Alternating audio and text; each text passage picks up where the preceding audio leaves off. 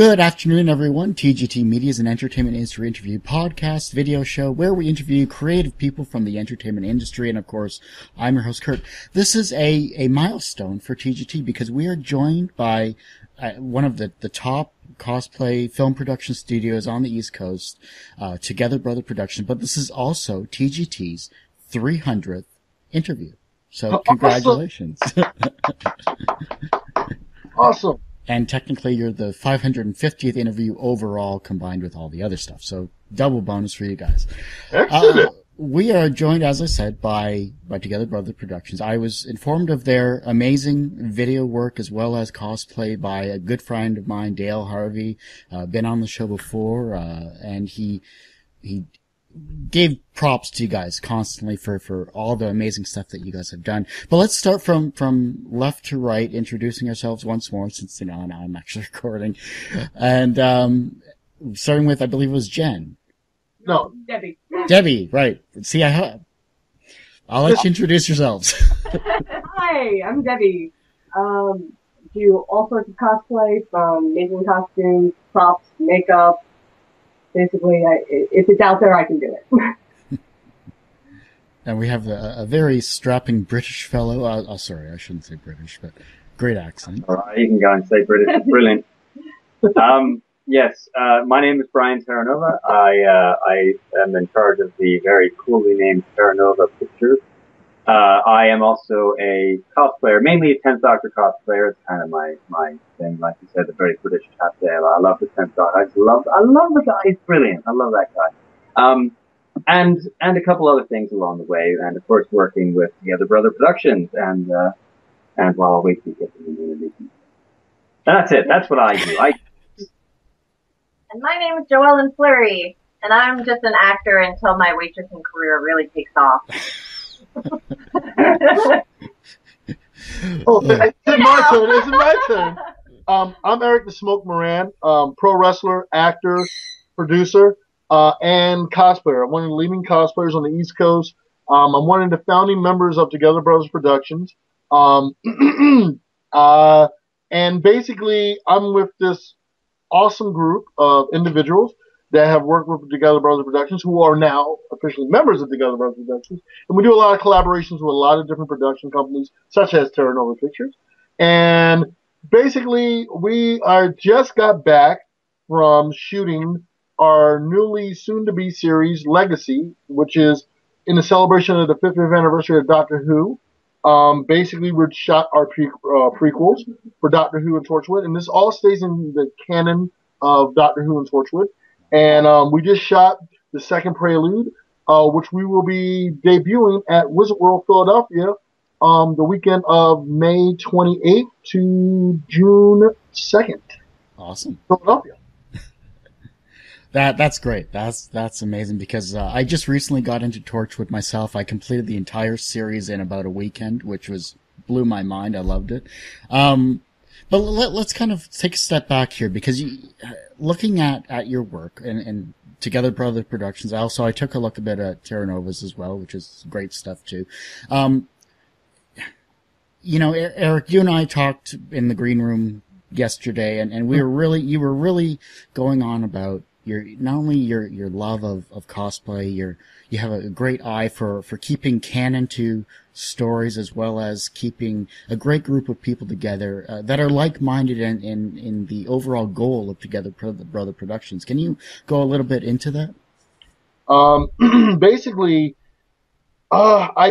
wanted to some years ago, Brian Gregory, who's one of the founding members, and I sat down in my living room a couple of years ago, some years back, and Brian and I talked about how we always like to see stories that we could put together and basically, tell our own stories. I was kind of basically influenced by Dead End, Batman's Dead End. When I saw that fan film, that really encouraged me to want to go out and do films. And I've worked with a lot of other people in the film industry doing films and what have you. And turning around and being inspired by that, I wanted to start something. And basically, I did something real basic with Brian. We did a film called Clash in the Night. And the characters that we bought, which was Batman, Black Adam, basically from that film, we got just an amazing response. from the cosplaying community and overall comic book community. And because of that, I expanded on that, and I contacted other people in the cosplay community, Dale Harvey being one of them, who was happened to be one of the founding members as well of Together Brothers.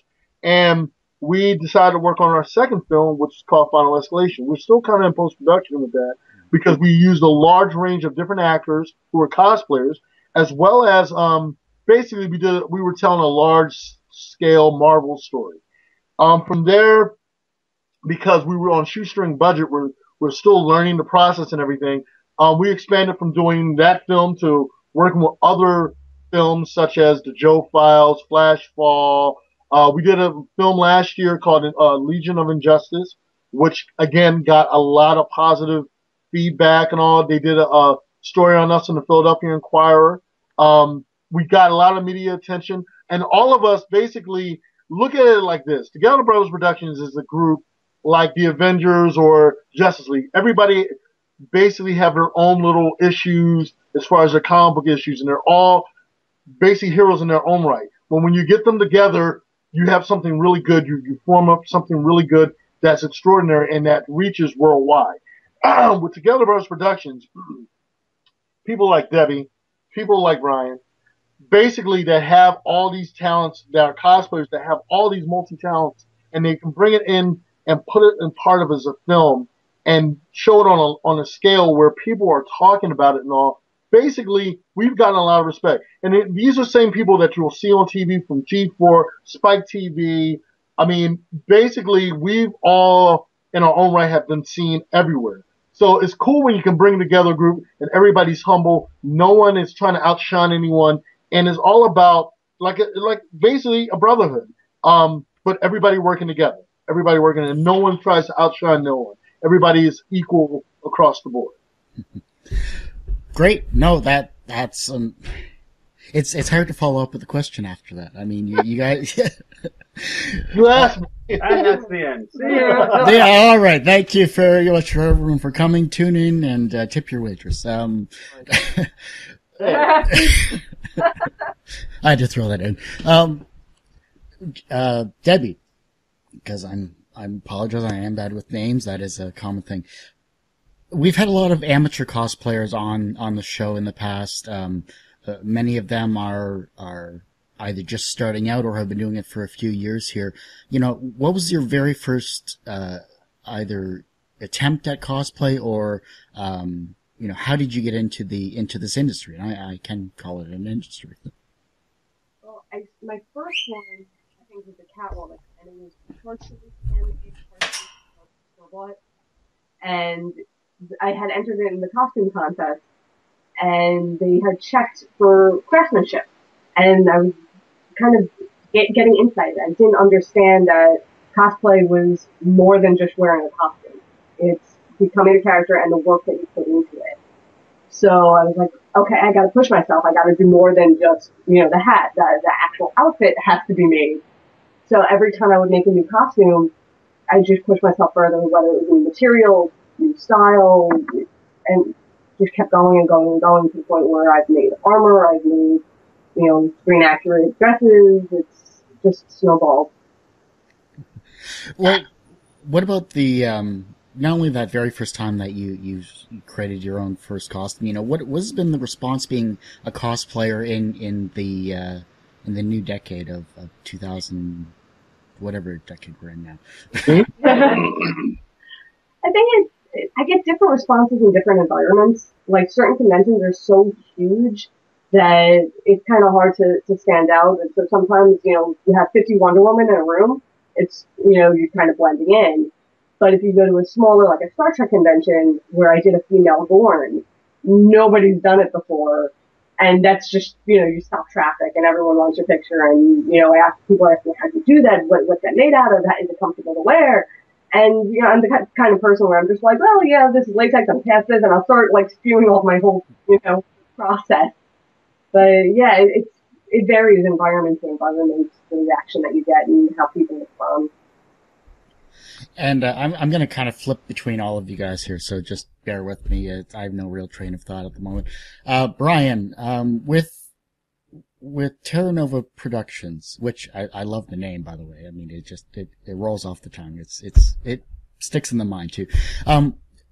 Besides being the doctor as you are, being a cosplayer, you know, how was being a film producer for cosplay, genres, worked out for you?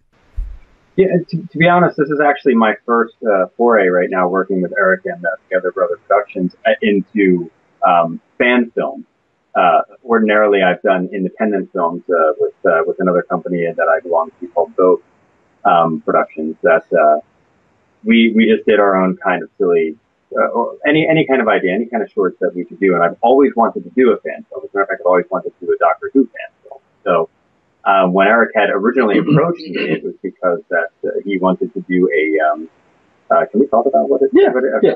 He wanted to make a Torchwood fan film, and he wanted me to cameo as the Doctor in it. And I had said, well, you know, that's brilliant. I will do that. But here's this idea that I've had in my head for a while. That was my idea was able to be married to his idea, and we were able to make these two fan films become one reality. And so, for me as a cosplayer and a filmmaker, it is a very different experience because generally as an independent filmmaker, you have a lot more freedom because you're doing your own characters, your own stories. Here we have, for the most part, actually, it's just characters that existed in the Doctor Who world. But acting-wise, I'm bound to that character.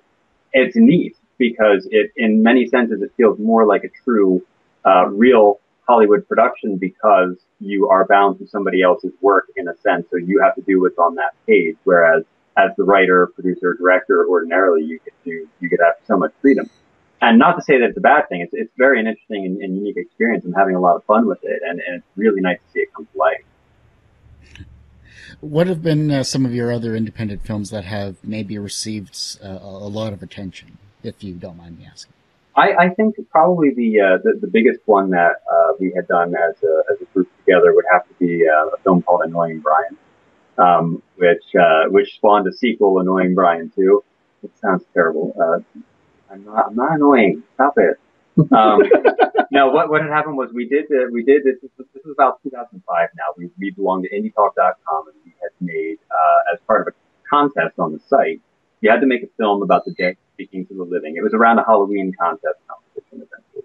The dead needed to be speaking to the living, and you got bonus tools for certain, such as having a knife in the film and so on. So what we did, we thought, hey, everybody's going to be making, for a Halloween contest, a horror film. Why don't we make a comedy? And then we said, why don't we just make a comedy about two best friends who just don't get along anymore or bicker like best friends do, essentially. Except one of them's dead. The other one killed him. You know, so we actually, what was brilliant about that was I had actually tied for best actor on the site, for the awards that they had given out.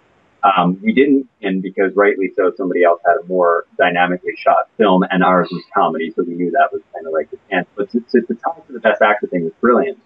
And then afterward, later on, in around 2009, we had it aired in the Phoenixville Film Festival as well, which was brilliant to see that up on the big screen. Like I said, it spawned a sequel as well, and we keep talking, we keep threatening to make more. So one day we may. But yeah, that's probably the most notable one that I was in and personally involved on our end of the spectrum. No, that's good, actually. So, good thing I have headphones because I can hear all this. Oh. I'm sorry, go ahead. I just need the parrot in the frame or the bird. I know. We all get it. I need that side shot there, just, you know, here, have the camera kind of move back and forth, just a little, showing the trajectory of the dimes I've been throwing.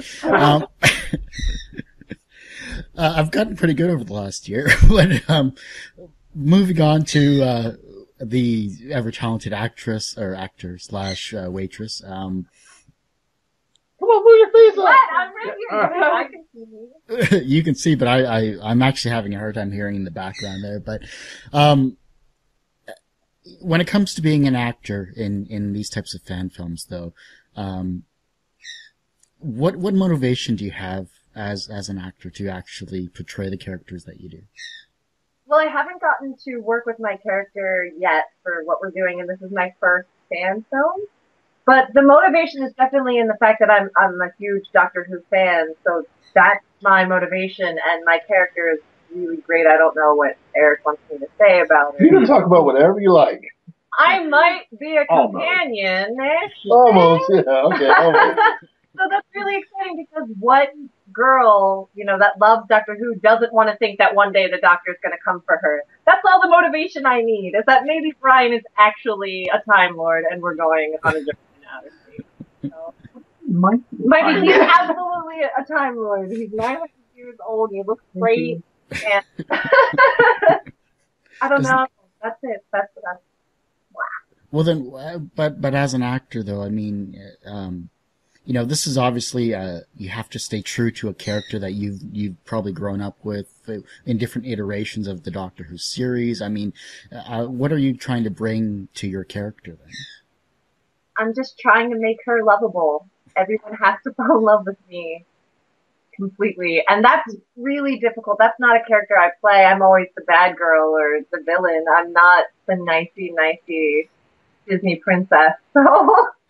She's so lovable in person. Though. I don't get when we casted her, one of our other partners, Jay Justice, who basically helped create what we're putting together.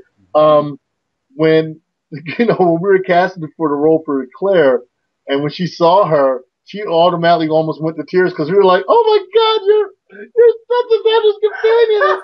And she just look at this face. I mean, come on. She has the Doctor's companion written all over her, So, I mean, she keeps saying that because she wants us to believe that, but we all know differently. We all know differently. So, but I mean, seriously, I just think it's when you can look at a person. Oh, thank you. It's when you look at a person and say, "Wow, that's tailor made for you."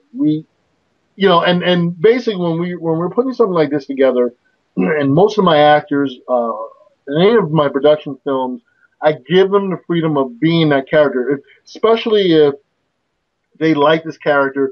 I give them the opportunity to have freedom with the character, bringing something a little bit different to the table, and having a lot of fun with it at the same time. Because at the end of the day, it's all about just having fun, putting together a film. When you take it too seriously, it loses something,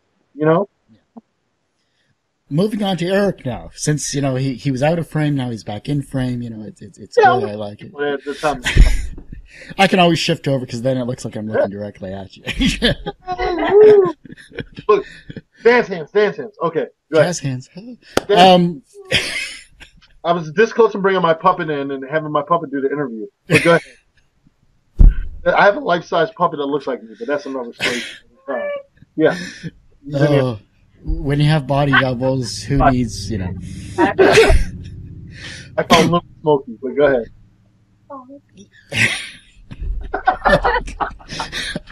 All right, moving on to the movie. How you were throwing stuff at the bird, I was throwing stuff at the puppet, and he would have been making a lot.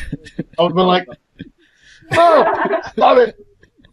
But go ahead. I'm sorry. That's all right. I'm used to it. You've not only been in making fan films, you've done a lot of other stuff in the industry as well. But let's take a step back. First time you cosplayed was what convention and what were you as? I was cosplaying before it was even called cosplay. I wouldn't even say it was a convention. I mean, I've done Star Trek conventions when I would dress as Worf, and people were floored when I was coming in there like, "Excuse me, Commander," and I was doing the whole thing. Meeting Michael Dorn for the first time in costume, and I mean, even going further, even back, we're talking about like when Halloween was like my favorite time of the year. So I would get dressed up at my job and come into work wearing costumes, and people I was always the odd kid on the block or the odd kid in the family because I love wearing costumes. I love being in character. I love doing different stuff. And I think, from being a pro wrestler and you get to be a character, you get to be something bigger than life, and you get to be something that you're normally not every day. And being the character, being the Smoke, and doing that persona, people always come up to me all the time. It was like, "Oh my God, you're so nice in person," because I'm totally a dick in the ring. I'm beating on senior citizens. I'm beating on women. I'm beating on kids. I'm beating on handicapped people. And yet, when people meet me, when they meet Eric Moran, and they don't meet the smoke and they meet Eric Moran, they're just kind of floored by it because they're like, oh my God, but because I make it so believable.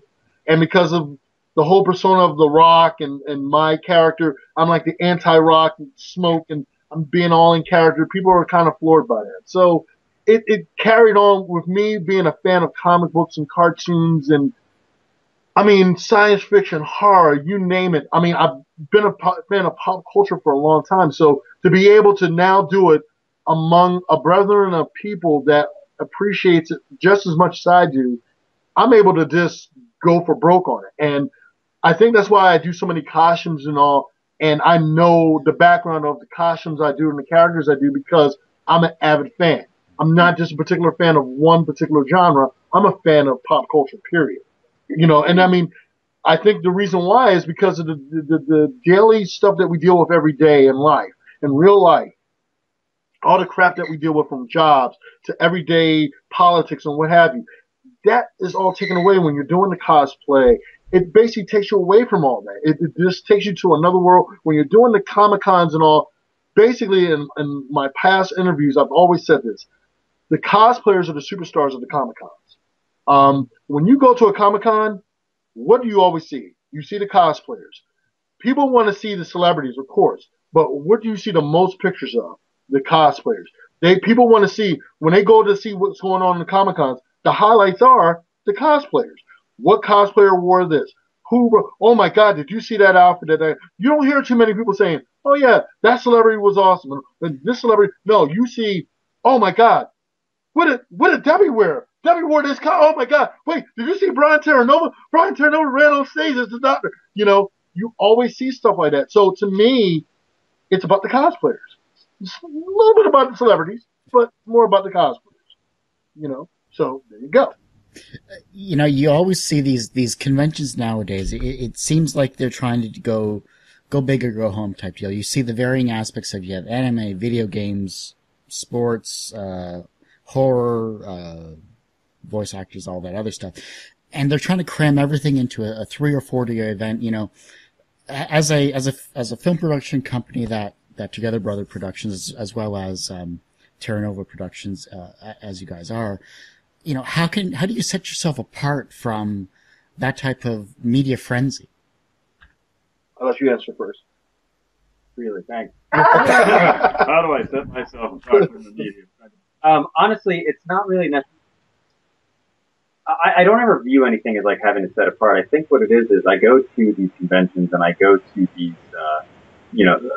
different film people, these different creative people, and what I see are like-minded people that weren't apparent in my life before growing up and going to high school and being into these sorts of things when it wasn't cool.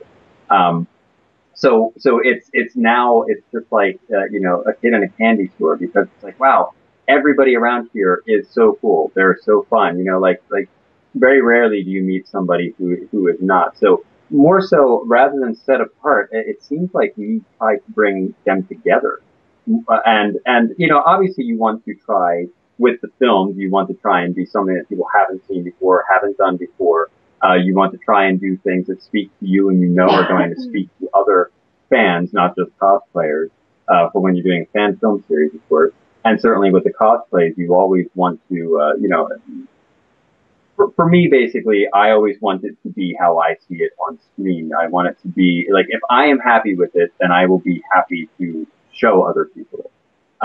So setting apart, I don't know, it's a difficult one for me because it's an odd angle that I just, for some reason, never look at. I genuinely go places and I just like, these people are cool. I want to be friends with them. Let's do stuff together, and so it is more so about coming together for me, I mean, to be honest with you, last year I judged the Wizard World contest as a featured cosplayer, celebrity, whatever.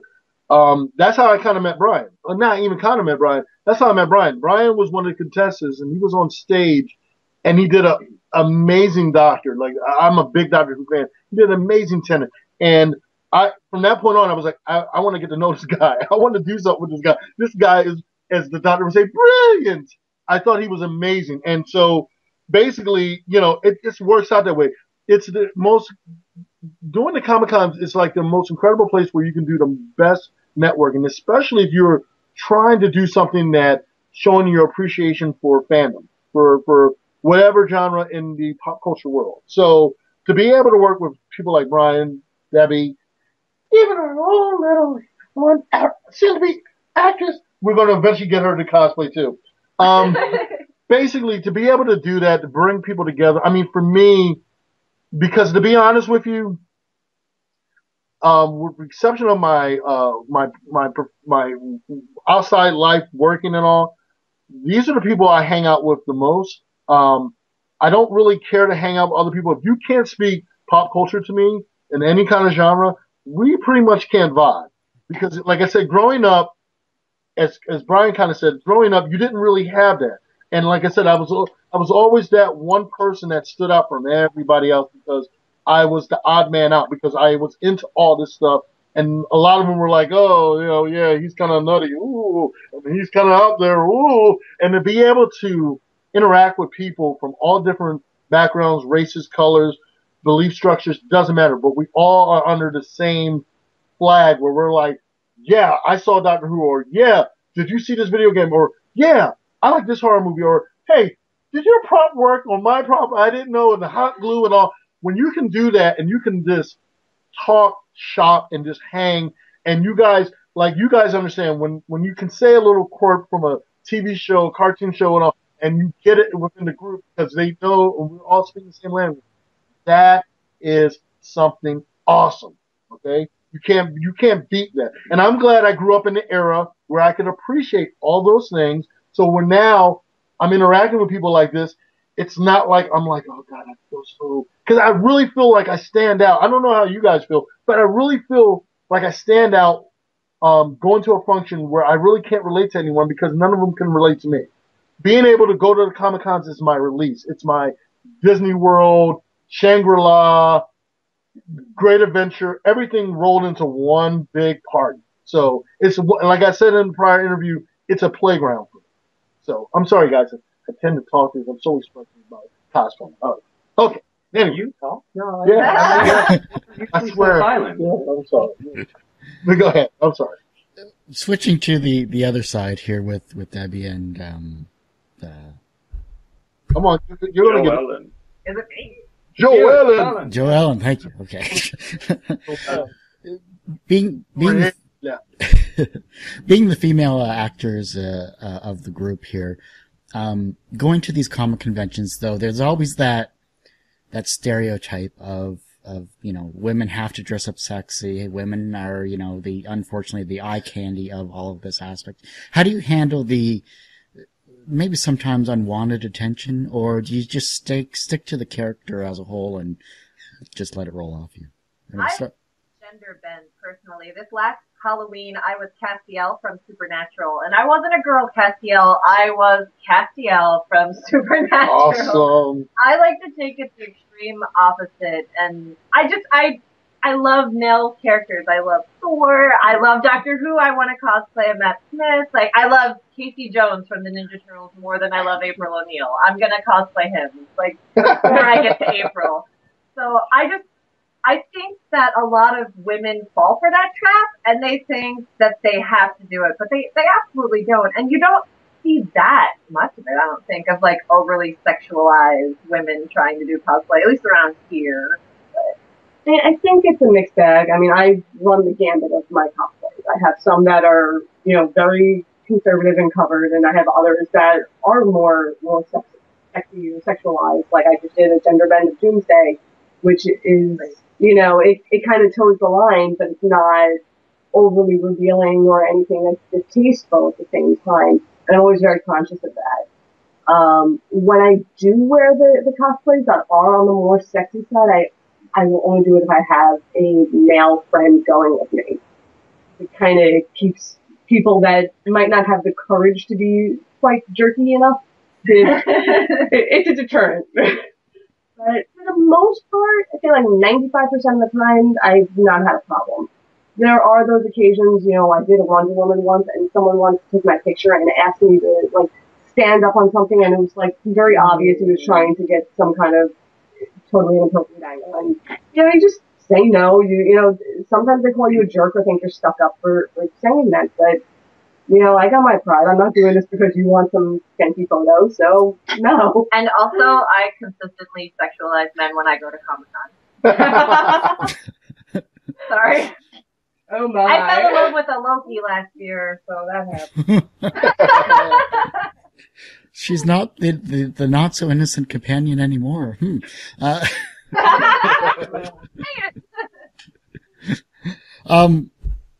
it comes to, the brainstorming of new ideas, because from what I'm hearing in the industry, there is a Justice League movie apparently that's going to be put together, although that could just be rumors, who knows.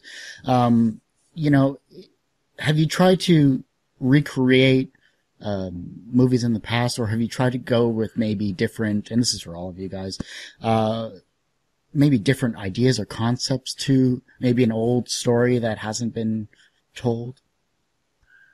I can start this. I'm right now working on something. I'm kind of retelling the story of Spawn. Todd McFarlane, I recently contacted because I cosplayed Spawn, and I was an avid fan of Todd's Spawn character, and contacted him to let him know that I'm a fan. I sent him some pictures of my cosplay of him, and I was telling him I wrote 2 different little scripts, 2 shorts based around the Spawn character and how Al Simmons made his deal with Malbolgia. And Todd McFarlane actually contacted me, loved the idea, loved the cosplay. He asked me, he was like, "Can I put these pictures up on my post and on my thing?" And I'm like, "Hell yes!" And he really gave me a lot of kudos in this past week, as a matter of fact. And and that basically made me go back and rewrite and say, okay, I want to make this, because I want to be able to tell. And a lot of people have been cramming for a Spawn story and what have you and stuff. So to be able to put something together like that is kind of very cool. Very cool. For me, obviously, like, I'm just dipping my toes into the fan film aspect. I've thought about it for years. We've discussed that. I've actually written scripts before for the fan film thing, and it was just kind of other things in the film world kind of taking over. I think what the luxury that we have, basically, or more so what we try to do, is show our appreciation for the subject matter. For instance, here we're doing Doctor Who and Torchwood because of how much we love them. It's not we think we can do them better. It's that we love them so much, we want to show you how much, and we want to show other people how much, and we want to share that. And it's also a very interesting thing to note that Hollywood, they get their hands on something like, say, the Justice League. A Justice League movie is going to be hit with, I love it, I hated it, I'm indifferent to it. No matter what you do to it, period, just because you're never going to satisfy every fan that's out there. But the problem is that they're also going to have to ignore, if we talk in sense of Spider-Man, for instance, there's 50 years of history for Spider-Man. How do you satisfy every fan in one film? You're just not going to. You're going to hit the marks wherever you can. The problem is that they have to make sacrifices. You look at Tobey Maguire movies, they go for organic web shooters, and they change origins and so on.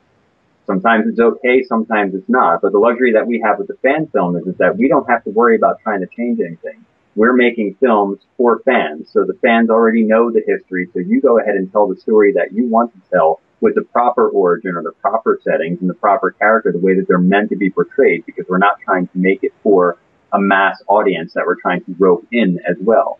The people that we're making it for are us, in a sense. And that's the freedom that we have. And it also should show, in my opinion, Hollywood, that a film can be done without having to sacrifice the content or what the actual piece is or who the characters are. You don't have to do that. There's no need to. So that's the beautiful thing about fan films to me, is we get to portray them the way that we appreciate them. Cool. Love it. I'm trying to think what else here.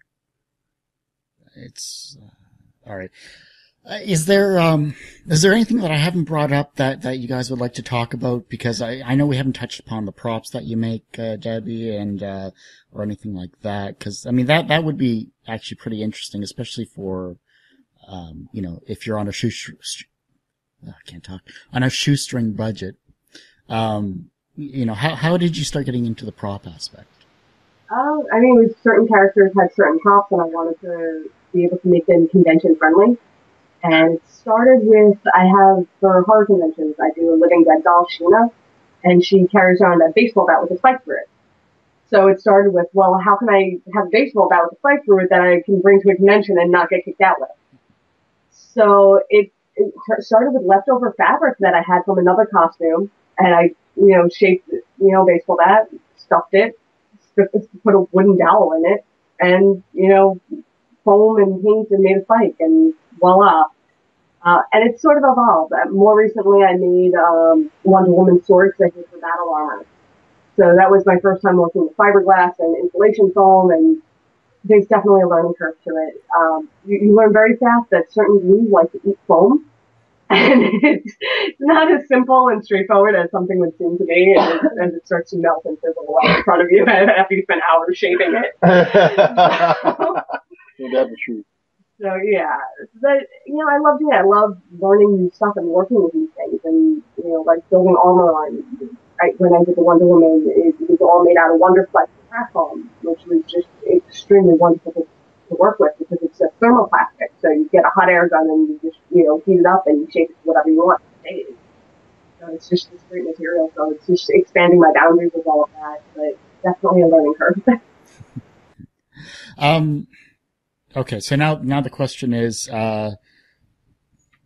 normally what I do is I ask for a spoiler of some kind when it comes to the guests that come on the show, but you guys have given me so much information that I think we'll have to save that for another time.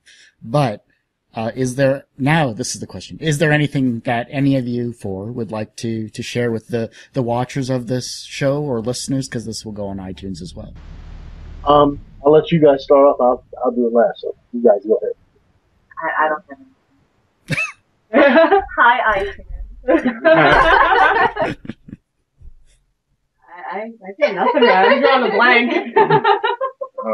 What would I like to share? I will share. If you're a fan of Doctor Who, anyone, your listeners, your watchers, if you're a fan of Doctor Who, please check out my Doctor Who website, which is asperberus.com, which I run with Christian Cawley in the UK. It's a news review and article site. We also do a podcast with a K.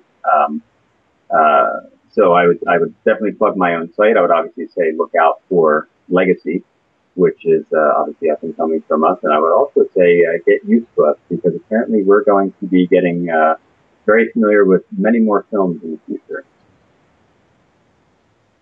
And as far as basically, in the month of May, you're going to see myself, Brian, Deb. We're going to be featured cosplayers for Wizard World. I've been a celebrity guest for Wizard World for the last couple of years for Wizard World Philly.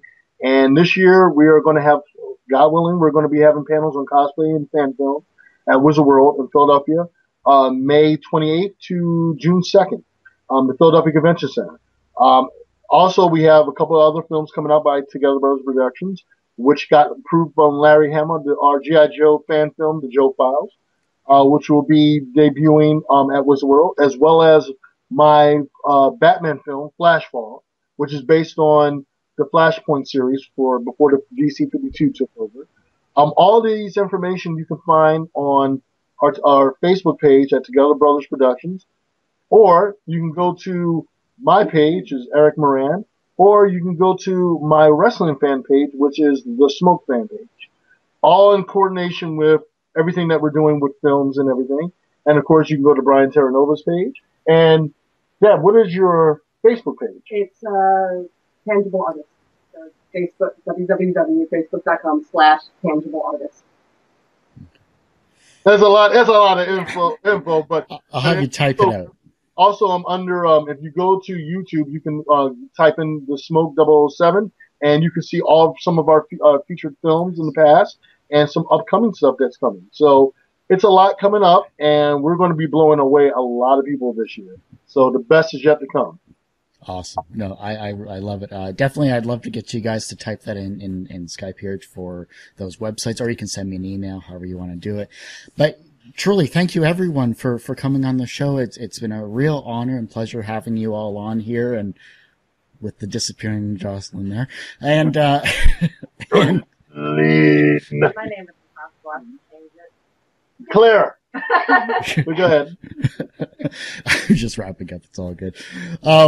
But of course, you can see Together Brother Productions on the Facebook page. You can see, excuse me. Well, you can do it. We know you can do it. Brian's page on, Sorry, I didn't know. Go on. well, I'll get all these. Anyhow, they'll be on the website. They'll be on the podcast My page. site, sservers.com. Yes, sservers.com. It's something from the Dr. TV show, Dr. I will give you those. Thank you. But that ends this show here. We are going into our comic month, with, various webcomic creators, Scapula, as well as, another show coming up too. End of April, we're not going to have any shows because that's my exam week, so sorry guys. Then we're getting into actual film production studios, one from Australia as well as a couple of Toronto-based film production studios too. And, this is a show I've been doing for over 4 years now. This has been great guests like Together Brother Productions, like TerraNova Productions, like everyone else that has been on the past 300, 500 shows that I've done. Without your support, without your downloads, I can't make this possible, and that's why I do this. So, thank you everyone for watching. Thank you everyone for listening. Like, subscribe, download, share. Just don't pirate it, because I do this for free. Or pirate it and then give me credit. Either way. But that ends the show. Thanks all. And thank you for having us on. Anytime. All right. All right, good. We're done. See you soon.